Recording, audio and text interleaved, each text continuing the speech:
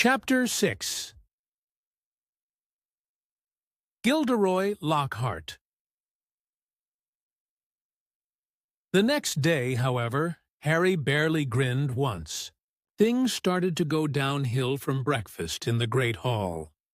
The 4 longhouse tables were laden with tureens of porridge, plates of kippers, mountains of toast, and dishes of eggs and bacon. Beneath the enchanted ceiling, today a dull, cloudy gray, Harry and Ron sat down at the Gryffindor table next to Hermione, who had her copy of Voyages with Vampires propped open against a milk jug. There was a slight stiffness in the way she said, "Morning," which told Harry that she was still disapproving of the way they had arrived. Neville Longbottom, on the other hand, greeted them cheerfully. Neville was a round-faced and accident-prone boy with the worst memory of anyone Harry had ever met. "Mail's due any minute. I think Gran's sending a few things I forgot." Harry had only just started his porridge when, sure enough, there was a rushing sound overhead, and 100 or so owls streamed in, circling the hall and dropping letters and packages into the chattering crowd. A big, lumpy package bounced off Neville's head, and a second later something large and gray fell into Hermione's jug, spraying them all with milk and feathers. "Errol!" said Ron, pulling the bedraggled owl out by the feet. Errol slumped, unconscious, onto the table, his legs in the air, and a damp red envelope in his beak. "Oh, no," Ron gasped. "It's all right. He's still alive," said Hermione, prodding Errol gently with the tip of her finger. "It's not that. It's that." Ron was pointing at the red envelope. It looked quite ordinary to Harry, but Ron and Neville were both looking at it as though they expected it to explode. "What's the matter?" said Harry. She's sent me a howler," said Ron faintly. "You'd better open it, Ron," said Neville in a timid whisper. "It'll be worse if you don't. My Gran sent me one once, and I ignored it, and—" He gulped. It was horrible. Harry looked from their petrified faces to the red envelope. "What's a howler?" he said. But Ron's whole attention was fixed on the letter, which had begun to smoke at the corners. "Open it," Neville urged. "It'll all be over in a few minutes." Ron stretched out a shaking hand, eased the envelope from Errol's beak, and slid it open. Neville stuffed his fingers in his ears. A split second later, Harry knew why. He thought for a moment it had exploded. A roar of sound filled the huge hall, shaking dust from the ceiling. "Done stealing the car? I wouldn't have been surprised if they'd expelled you. You wait till I get hold of you. I don't suppose you stopped to think what your father and I went through when we saw it was gone." Mrs. Weasley's yells, 100 times louder than usual, made the plates and spoons rattle on the table, and echoed deafeningly off the stone walls.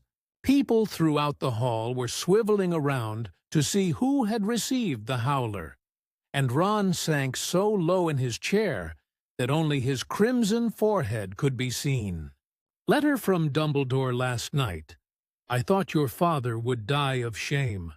We didn't bring you up to behave like this. You and Harry could both have died." Harry had been wondering when his name was going to crop up. He tried very hard to look as though he couldn't hear the voice that was making his eardrums throb. "Absolutely disgusted. Your father's facing an inquiry at work.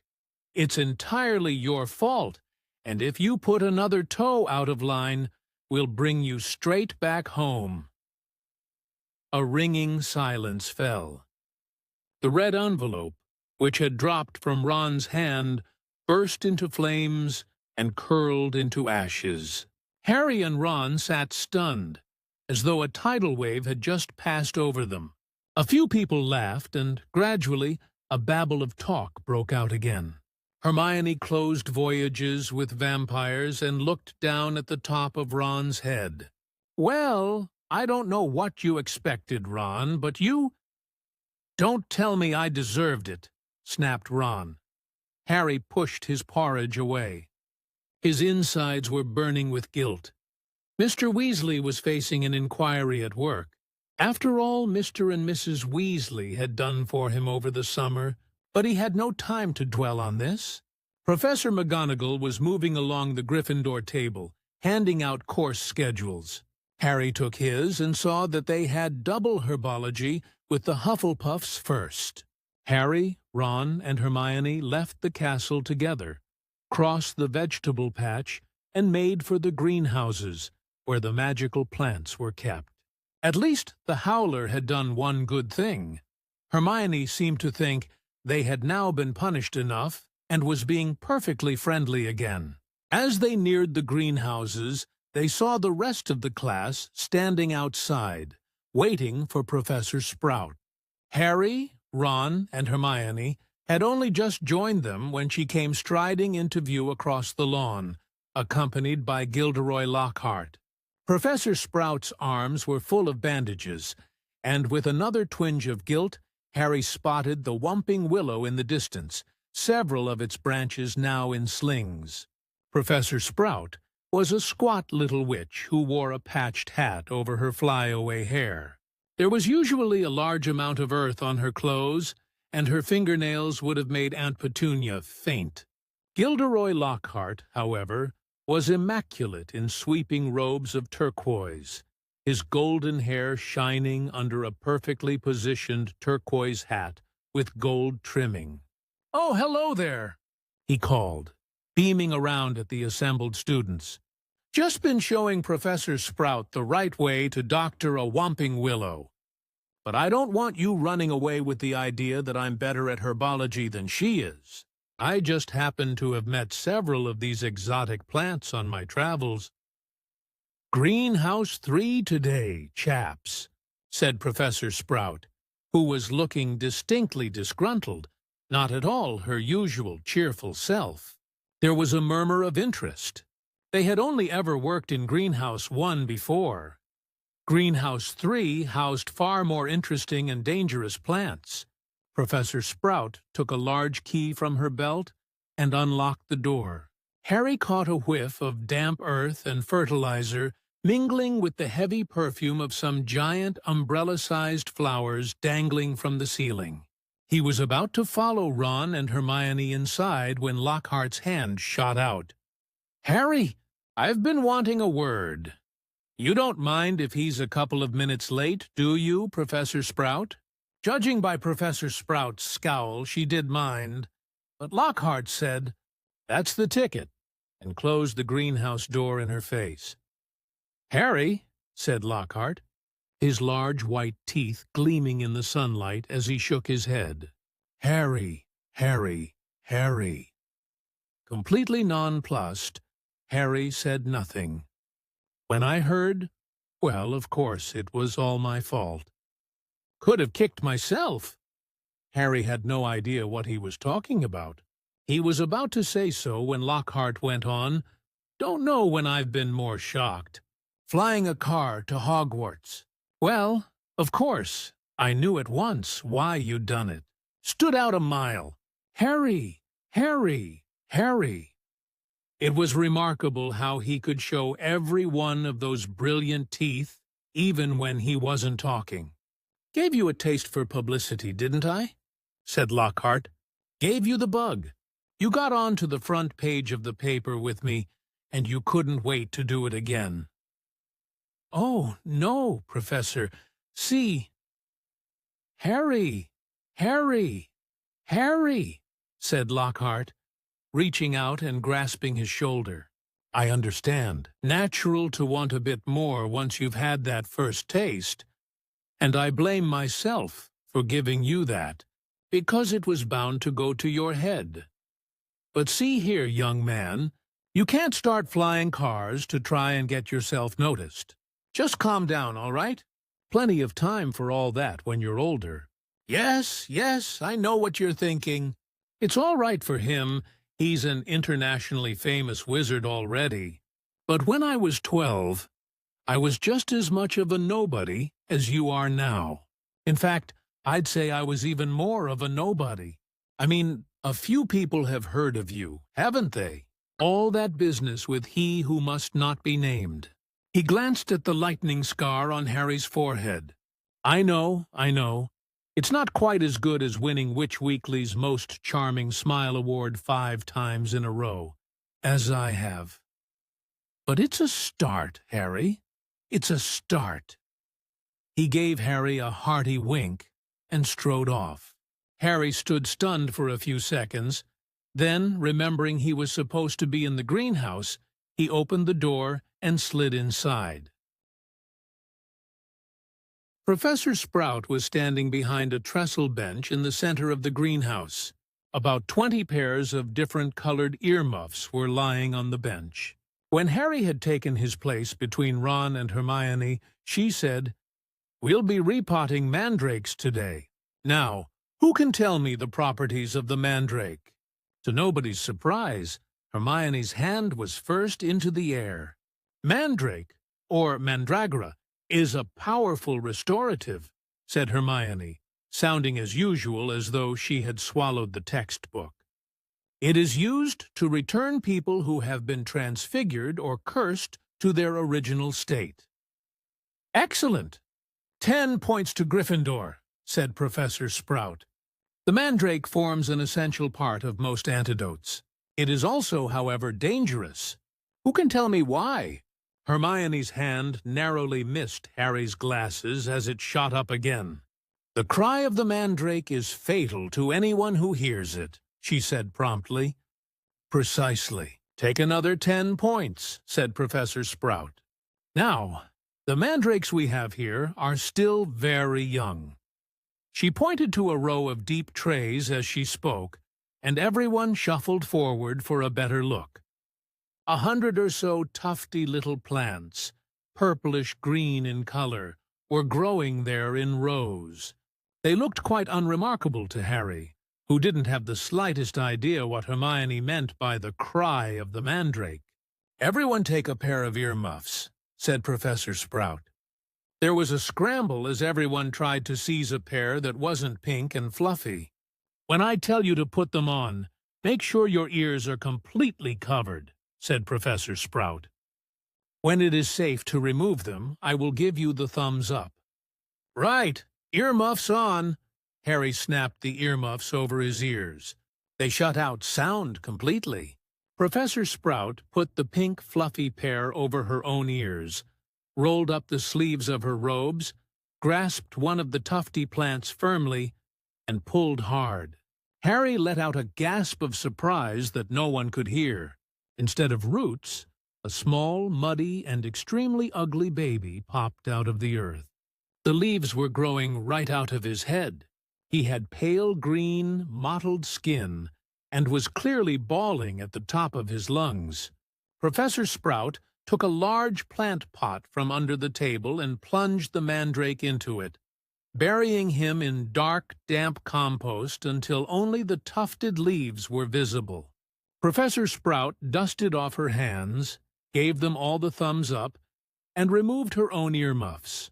"As our mandrakes are only seedlings, their cries won't kill yet," she said calmly, as though she'd just done nothing more exciting than water a begonia. "However, they will knock you out for several hours, and as I'm sure none of you want to miss your first day back, make sure your earmuffs are securely in place while you work. I will attract your attention when it is time to pack up. 4 to a tray. There is a large supply of pots here. Compost in the sacks over there. And be careful of the venomous tentacula. It's teething." She gave a sharp slap to a spiky, dark red plant as she spoke, making it draw in the long feelers that had been inching sneakily over her shoulder.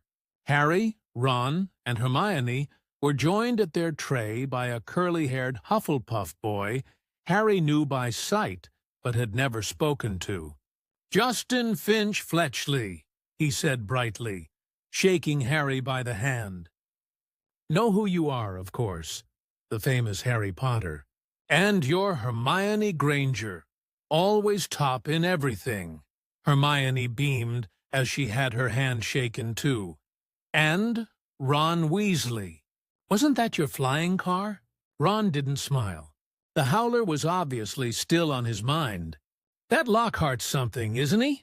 said Justin happily as they began filling their plant pots with dragon dung compost. "Awfully brave chap. Have you read his books? I'd have died of fear if I'd been cornered in a telephone booth by a werewolf. But he stayed cool and, zap, just fantastic. My name was down for Eton, you know. I can't tell you how glad I am I came here instead." Of course, Mother was slightly disappointed, but since I made her read Lockhart's books, I think she's begun to see how useful it'll be to have a fully trained wizard in the family. After that, they didn't have much chance to talk. Their earmuffs were back on, and they needed to concentrate on the mandrakes. Professor Sprout had made it look extremely easy, but it wasn't. The mandrakes didn't like coming out of the earth, but didn't seem to want to go back into it either. They squirmed, kicked, flailed their sharp little fists, and gnashed their teeth. Harry spent 10 whole minutes trying to squash a particularly fat one into a pot. By the end of the class, Harry, like everyone else, was sweaty, aching, and covered in earth. Everyone traipsed back to the castle for a quick wash, and then the Gryffindors hurried off to Transfiguration. Professor McGonagall's classes were always hard work, but today was especially difficult. Everything Harry had learned last year seemed to have leaked out of his head during the summer. He was supposed to be turning a beetle into a button, but all he managed to do was give his beetle a lot of exercise as it scuttled over the desktop, avoiding his wand. Ron was having far worse problems. He had patched up his wand with some borrowed spellotape, but it seemed to be damaged beyond repair. It kept crackling and sparking at odd moments, and every time Ron tried to transfigure his beetle, it engulfed him in thick gray smoke that smelled of rotten eggs. Unable to see what he was doing, Ron accidentally squashed his beetle with his elbow and had to ask for a new one. Professor McGonagall wasn't pleased. Harry was relieved to hear the lunch bell. His brain felt like a wrung sponge. Everyone filed out of the classroom except him and Ron, who was whacking his wand furiously on the desk. "Stupid, useless thing.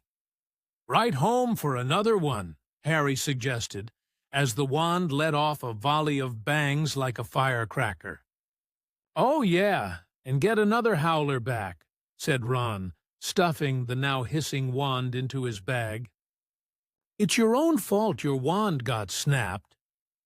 They went down to lunch, where Ron's mood was not improved by Hermione's showing them the handful of perfect coat buttons she had produced in Transfiguration. "What have we got this afternoon?" said Harry, hastily changing the subject. "Defense against the dark arts," said Hermione at once. "Why?" demanded Ron, seizing her schedule. "Have you outlined all Lockhart's lessons in little hearts?" Hermione snatched the schedule back, blushing furiously. They finished lunch and went outside into the overcast courtyard. Hermione sat down on a stone step and buried her nose in Voyages with Vampires again. Harry and Ron stood talking about Quidditch for several minutes before Harry became aware that he was being closely watched. Looking up, he saw the very small, mousy-haired boy he'd seen trying on the sorting hat last night staring at Harry as though transfixed. He was clutching what looked like an ordinary Muggle camera, and the moment Harry looked at him, he went bright red. "All right, Harry?" I'm Colin Creevey," he said breathlessly, taking a tentative step forward. "I'm in Gryffindor, too. Do you think, would it be all right if... Can I have a picture?" he said, raising the camera hopefully. A picture? Harry repeated blankly. So I can prove I've met you, said Colin Creevey eagerly, edging further forward. I know all about you. Everyone's told me. About how you survived when you-know-who tried to kill you, and how he disappeared and everything, and how you've still got a lightning scar on your forehead. His eyes raked Harry's hairline. And a boy in my dormitory said, if I develop the film in the right potion, the pictures'll move. Colin drew a great shuddering breath of excitement and said, It's amazing here, isn't it? I never knew all the odd stuff I could do was magic till I got the letter from Hogwarts. My dad's a milkman. He couldn't believe it either. So I'm taking loads of pictures to send home to him. And it'd be really good if I had one of you. He looked imploringly at Harry. Maybe your friend could take it, and I could stand next to you. And then, could you sign it? Signed photos? You're giving out signed photos, Potter? Loud and scathing, Draco Malfoy's voice echoed around the courtyard. He had stopped right behind Colin, flanked, as he always was at Hogwarts, by his large and thuggish cronies, Crabbe and Goyle. Everyone line up! Malfoy roared to the crowd. Harry Potter's giving out signed photos. No, I'm not, said Harry angrily, his fists clenching. Shut up, Malfoy. You're just jealous, piped up Colin, whose entire body was about as thick as Crabbe's neck. Jealous, said Malfoy, who didn't need to shout any more. Half the courtyard was listening in. Of what? I don't want a foul scar right across my head, thanks. I don't think getting your head cut open makes you that special myself. Crabbe and Goyle were sniggering stupidly. Eat slugs, Malfoy, said Ron angrily. Crabbe stopped laughing and started rubbing his knuckles in a menacing way. Be careful, Weasley, sneered Malfoy. You don't want to start any trouble, or your mummy'll have to come and take you away from school. He put on a shrill, piercing voice. If you put another toe out of line... A knot of Slytherin fifth years nearby laughed loudly at this. Weasley would like a signed photo, Potter, smirked Malfoy. It'd be worth more than his family's whole house. Ron whipped out his spellotaped wand, but Hermione shut voyages with vampires with a snap, and whispered, Look out! What's all this? What's all this? Gilderoy Lockhart was striding toward them, his turquoise robes swirling behind him. Who's giving out signed photos?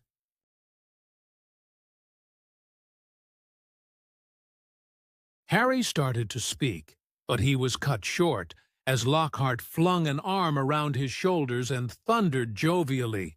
Shouldn't have asked. We meet again, Harry.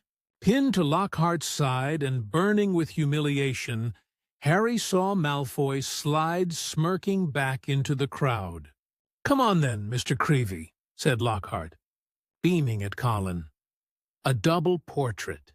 Can't do better than that, and we'll both sign it for you. Colin fumbled for his camera and took the picture as the bell rang behind them, signaling the start of afternoon classes. Off you go! Move along there, Lockhart called to the crowd, and he set off back to the castle with Harry, who was wishing he knew a good vanishing spell still clasped to his side. A word to the wise, Harry, said Lockhart paternally as they entered the building through a side door. I covered up for you back there with young Creevey. If he was photographing me, too, your schoolmates won't think you're setting yourself up so much. Deaf to Harry's stammers, Lockhart swept him down a corridor lined with staring students and up a staircase. Let me just say that handing out signed pictures at this stage of your career isn't sensible. Looks a tad big-headed, Harry, to be frank. There may well come a time when, like me, you'll need to keep a stack handy wherever you go. But, he gave a little chortle, I don't think you're quite there yet. They had reached Lockhart's classroom, and he let Harry go at last.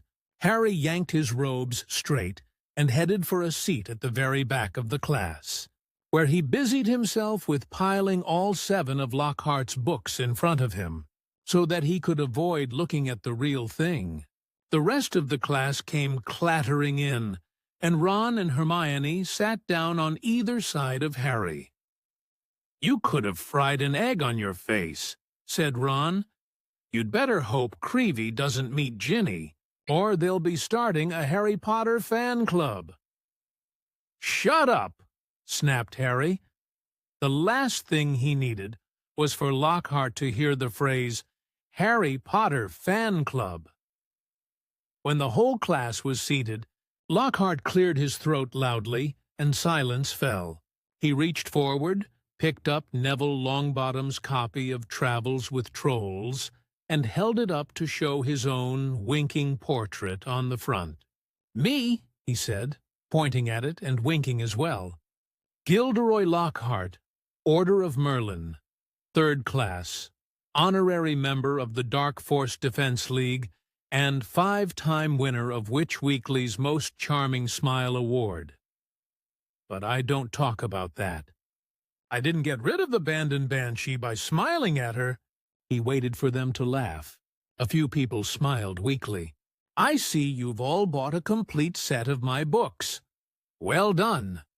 I thought we'd start today with a little quiz. Nothing to worry about. Just to check how well you've read them, how much you've taken in." When he had handed out the test papers, he returned to the front of the class and said, "You have 30 minutes. Start now." Harry looked down at his paper and read 1. What is Gilderoy Lockhart's favorite color? 2. What is Gilderoy Lockhart's secret ambition? 3. What, in your opinion, is Gilderoy Lockhart's greatest achievement to date? On and on it went, over 3 sides of paper, right down to 54. When is Gilderoy Lockhart's birthday? And what would his ideal gift be? Half an hour later, Lockhart collected the papers and rifled through them in front of the class. "Tut, tut! Hardly any of you remembered that my favorite color is lilac. I say so in year with the Yeti. And a few of you need to read Wanderings with Werewolves more carefully. I clearly state in Chapter 12 that my ideal birthday gift would be harmony between all magic and non-magic peoples, though I wouldn't say no to a large bottle of Ogden's Old Fire Whiskey." He gave them another roguish wink. Ron was now staring at Lockhart, with an expression of disbelief on his face. Seamus Finnegan and Dean Thomas, who were sitting in front, were shaking with silent laughter. Hermione, on the other hand, was listening to Lockhart with rapt attention, and gave a start when he mentioned her name. "But Miss Hermione Granger knew my secret ambition is to rid the world of evil, and market my own range of hair care potions." "Good girl. In fact," he flipped her paper over, "full marks. Where is Miss Hermione Granger?" Hermione raised a trembling hand. "Excellent," beamed Lockhart. "Quite excellent. Take 10 points for Gryffindor." And so, to business. He bent down behind his desk and lifted a large covered cage onto it. "Now, be warned. It is my job to arm you against the foulest creatures known to wizard kind. You may find yourselves facing your worst fears in this room. Know only that no harm can befall you whilst I am here. All I ask is that you remain calm." In spite of himself, Harry leaned around his pile of books for a better look at the cage. Lockhart placed a hand on the cover. Dean and Seamus had stopped laughing now. Neville was cowering in his front row seat. "I must ask you not to scream," said Lockhart in a low voice. "It might provoke them." As the whole class held its breath, Lockhart whipped off the cover. "Yes," he said dramatically. "Freshly caught Cornish pixies." Seamus Finnegan couldn't control himself. He let out a snort of laughter that even Lockhart couldn't mistake for a scream of terror. "Yes?" he smiled at Seamus. "Well, they're not very dangerous, are they?" Seamus choked. "Don't be so sure," said Lockhart, waggling a finger annoyingly at Seamus. "Devilish tricky little blighters they can be." The pixies were electric blue and about 8 inches high, with pointed faces and voices so shrill it was like listening to a lot of budgies arguing. The moment the cover had been removed, they had started jabbering and rocketing around, rattling the bars and making bizarre faces at the people nearest them. "Right then," Lockhart said loudly. "Let's see what you make of them." And he opened the cage. It was pandemonium. The pixies shot in every direction like rockets. 2 of them seized Neville by the ears and lifted him into the air. Several shot straight through the window, showering the back row with broken glass. The rest proceeded to wreck the classroom more effectively than a rampaging rhino. They grabbed ink bottles and sprayed the class with them, shredded books and papers, tore pictures from the walls, upended the wastebasket, grabbed bags and books, and threw them out of the smashed window. Within minutes, half the class was sheltering under desks, and Neville was swinging from the iron chandelier in the ceiling. "Come on now, round them up, they're only pixies," Lockhart shouted. He rolled up his sleeves, brandished his wand, and bellowed, "Pesky pixie pester nomi!" It had absolutely no effect. One of the pixies seized his wand and threw it out of the window, too. Lockhart gulped and dived under his own desk, narrowly avoiding being squashed by Neville, who fell a second later as the chandelier gave way. The bell rang and there was a mad rush toward the exit. In the relative calm that followed, Lockhart straightened up, caught sight of Harry, Ron, and Hermione, who were almost at the door, and said, "Well, I'll ask you 3 to just nip the rest of them back into their cage." He swept past them and shut the door quickly behind him.